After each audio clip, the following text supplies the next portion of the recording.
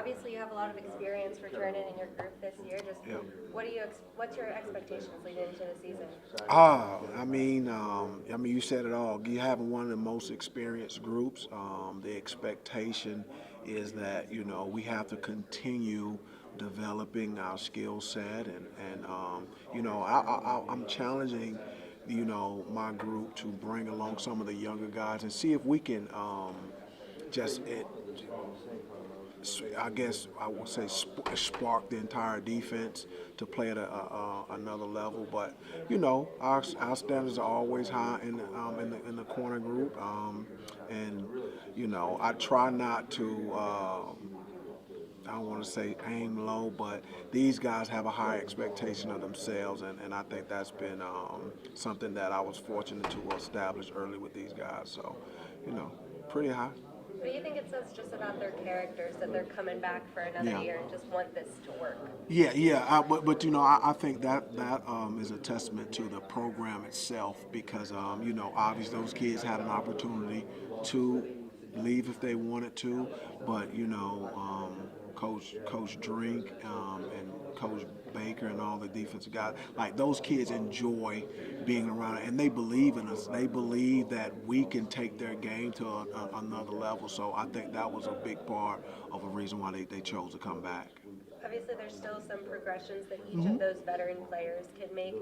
Just who are you really expecting to kind of take it up a notch, if anybody in particular? Of course, Chris Abrams Drain is a guy expecting him to take his game up.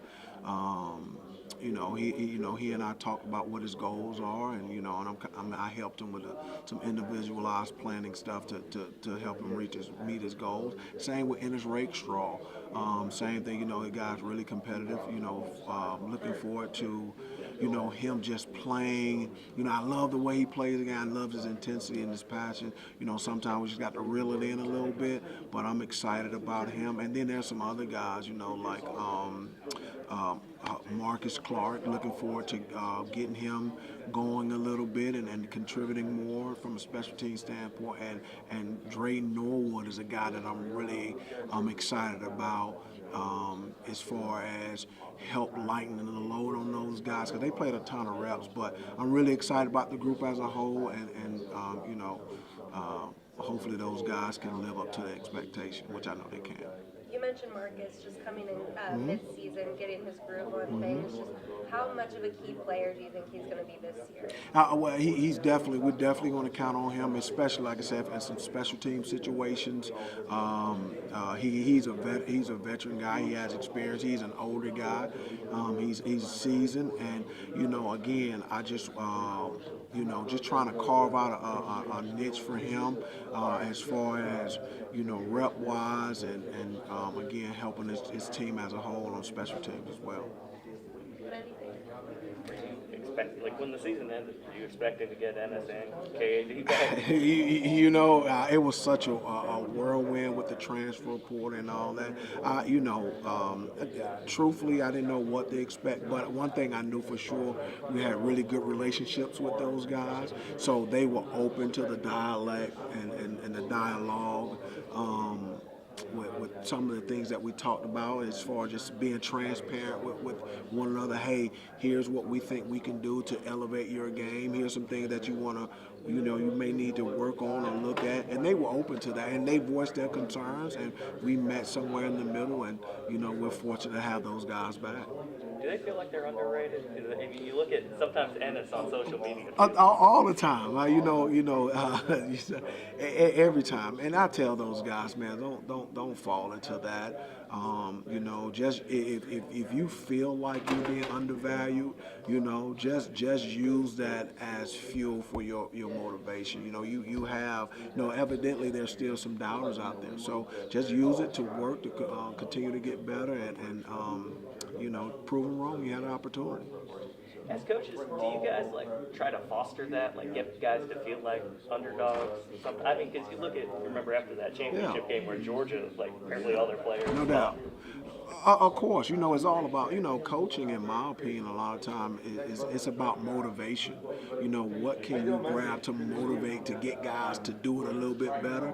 And if, being that we're in a social media age and those kids are on social media and, that's their form of news, if that kind of stirs them a little bit, I got to take advantage of it and try to steer it and use it as a tool to get them motivated to go be the best that they can. In year two of Blake, what are I guess different challenges? Because it seems like last year going into the season, y'all really surprised a lot of Right. people with how good the defense is, but they're not like overlooking that. Right, right. So I think maybe the biggest challenge for us is maybe two things. Is one, to be more of a player-led unit defensively, and then two, not to get complacent. To not listen to how good you. Oh, you guys were really good. You're really good. You got to go out and look to say, hey, we weren't good enough. How can we be better? And but the key to it all is just being from more of a coach-driven unit to a player-led unit. And I think that's the key to it all. What you say player-led unit? What's that look like in practice? Hey, Coach Baker did a wonderful job of instilling it yesterday.